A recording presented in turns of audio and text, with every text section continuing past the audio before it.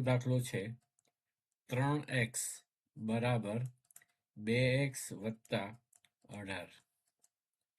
હવે x ની કિંમત શોધવાની હોય ત્યારે એ જોવાનું કે x કોઈ એક જ બાજુએ આવે, એકલો x, અને બાકીની બધી સંખ્યાઓ બીજી બાજુ આવે. બરાબરના ચિહ્નની એક બાજુ x અને બરાબરના ચિહ્નની બીજી બાજુ ફક્ત સંખ્યાઓ.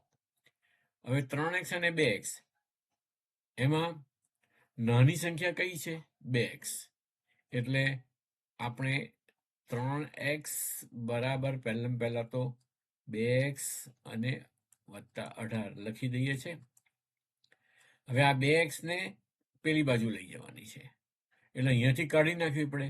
અહીંયાથી કાઢી નાખવા માટે આપણે એને ઓછા કરી દઈએ. 2x ઓછા 2x એટલે 0 થઈ જાય. પણ સમીકરણોના નિયમ મુજબ બંને બાજુ તમારે સરખી સંખ્યા મૂકવી પડે. એટલે આ બાજુ તમે 2x ઓછા 2x મૂક્યા તો આ બાજુ પણ ઓછા 2x મૂકવા પડે. આ સમજી લો કે ત્રાજવું છે. તમે એક બાજુ 500 ગ્રામનું બાટ મૂક્યું તો બીજી બાજુ 500 ગ્રામ કેરી મૂકવી પડે. હવે 3x ઓછા 2x એટલે કે 1x. 3x માંથી 2x બાદ થાય એટલે 1x રહે. અને આ 2x ઓછા 2x, 2x માંથી 2x જાય તો કશું ના રહે, 0. એટલે x બરાબર 18. આ તમારો પહેલો દાખલો થયો. બીજો દાખલો છે 5t ઓછા 3 બરાબર 3t ઓછા 5. ફરી પાછું એની જ અહીંયા 5t છે, અહીંયા 3t છે, એટલે 3t નાના છે, એટલે 3t ને આપણે કાઢી મૂકવા પડે એ બાજુથી. તો શું કરીએ? તો 5t ઓછા 3 ને તો આપણે અહીંયા એવા ને એવા લખીએ છીએ, અને બરાબર કરીને 3t ઓછા 5 અહીંયા લખી દઈએ છીએ. હવે 3t કાઢી નાખવા છે અને પ્લસ પોઝિટિવ છે એટલે -3t લખી દઈએ, ઓછા 3t, તો એ 3t નીકળી જાય. હવે આપણે એક સાથે બે પ્રક્રિયા કરીએ.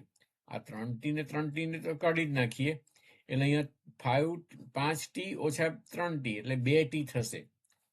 પણ અહીંયા -3 પણ રહી જાય છે, ઓછા 3 રહી જાય છે.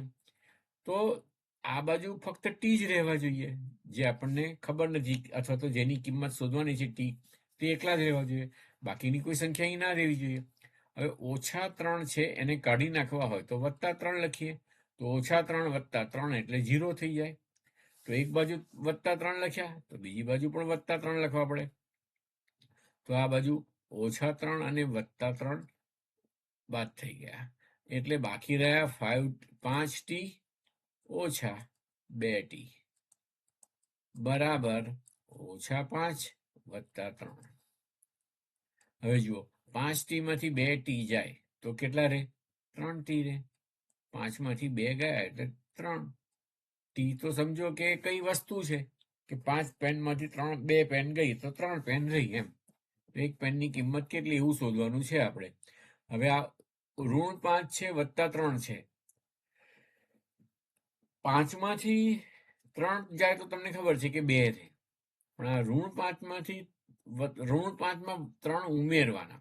તમને સંખ્યા રેખાની વાત યાદ હશે જ કે જ્યારે સંખ્યા રેખા પર -5 હોય અહીંયા, એમાં 3 ઉમેરવા હોય તો તમારે જવાનું જમણી દિશામાં. 1, 2 ને 3 ઉમેર્યા તો કેટલા થયા? -4, -3 અને -2. એટલે -5 વત્તા 3 બરાબર -2. હવે હજી અહીંયા 3 છે t ની સાથે, આપણે t એકલા જ જોઈએ છે, તો શું કરવાનું? 3 ને કાઢી નાખવા છે. 3 ની સાથે ગુણાકારમાં છે t.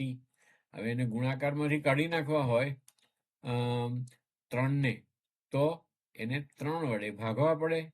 અને તમે 3t ને 3 વડે ભાગો તો સામે બરાબરના ચિહ્નની પેલી બાજુ પણ -2 ને પણ 3 વડે ભાગવા પડે.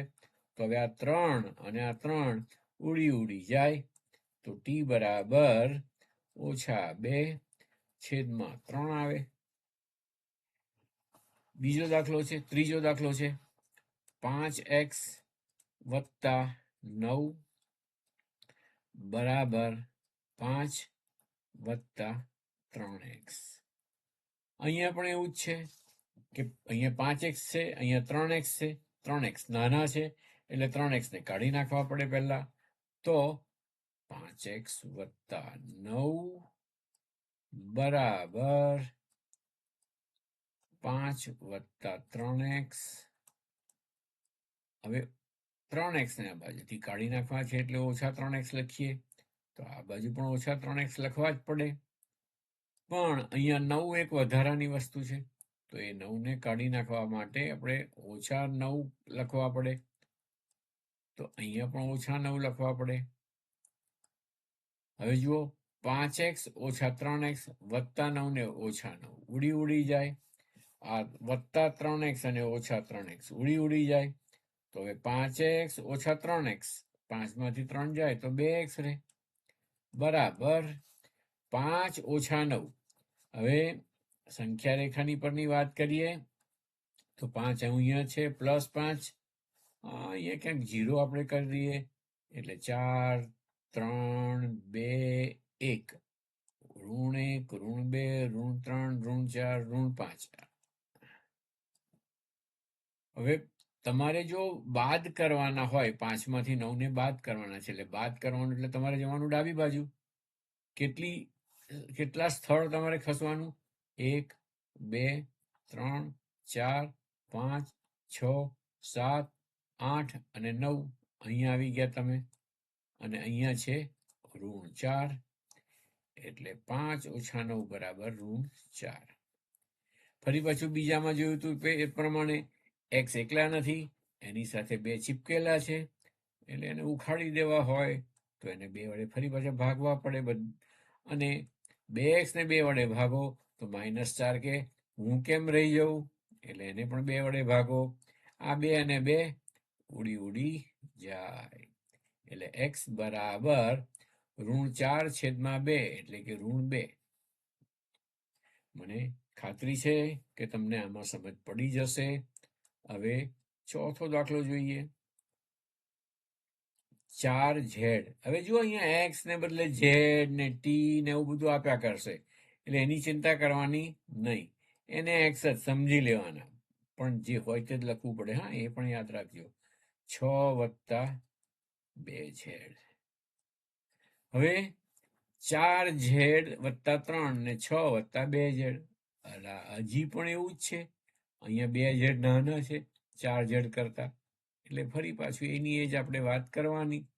4z વત્તા 3 લખીએ અહીંયા, પછી બરાબર કરીએ. 6 વત્તા 2z લખીએ. હવે 2z અહીંયાથી કાઢી નાખવા છે તો ઋણ 2z લખવા પડશે. એટલે 2z અને 2z ઉડી જાય. અહીંયા 4z અને 2z ઓછા 2z એ છે, તો અહીંયા 3 વધારાના છે. ફરી પાછી એની જ કસરત કરવાની છે આપણે. 3 વત્તા છે એટલે 3 ઓછા કરીએ તો 3 ને 3 ઉડી જાય. હવે 3 ઓછા 3 અહીંયા લખ્યા એટલે અહીંયા લખવા પડે, નહીં તો પેલા 6 ને ખોટું લાગે. 4z ઓછા 2z એટલે 2z. 4 માંથી 2 જાય તો 2 બરાબર 6 ઓછા 3. હવે એમાં તો કઈ આપણે સંખ્યા રેખા પર જવાની જરૂર છે નહીં, તમે બહુ હોશિયાર જ છો. એટલે 2z/2 બરાબર 3/2. 3 પણ રડવા માંડ્યો કે મને પણ નીચે 2 જોઈએ.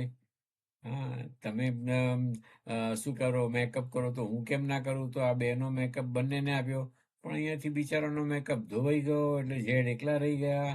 પણ અહીંયા મેકઅપ સાથેના 3 એટલે કે 3/2 એનો જવાબ આવ્યો.